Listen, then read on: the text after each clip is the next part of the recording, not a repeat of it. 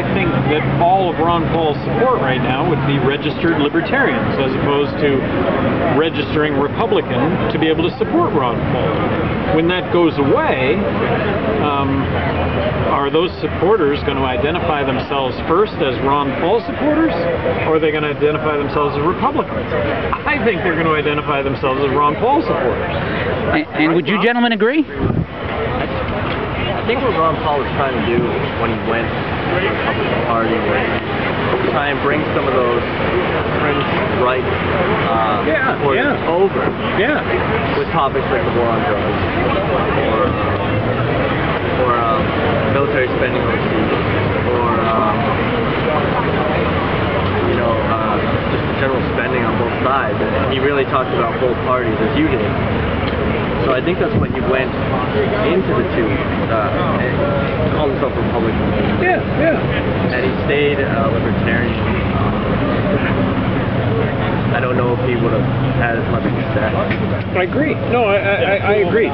He's broadened the base, but I'm positive that people now understand. Well, Ron Paul's 76 years old. Right. Ron Paul's a messenger. He's not the only messenger. I'm not the only messenger. Right. You know, everybody's a messenger. Yeah. It's not the Ron Paul revolution. Right. It's the revolution. It's the revolution.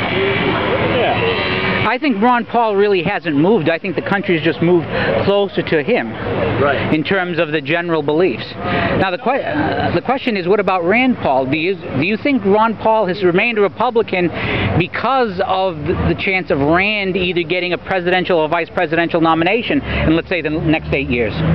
Rand seems to be different than his father, I think. So I think he's a little back in the other direction.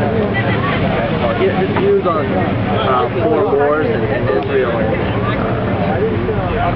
Well, on fiscal responsibility, they're like peas in a pod. I mean, so much of that spending overseas is what is contributing to the $14 billion. Not? I mean, it's huge amount. Well, no, the $1.4 trillion deficit is really Medicaid, Medicare, and military spending. Right, well, the big three. The big three, right. Do you think there is a prospect of this changing in our lifetime? Oh, it has? Well...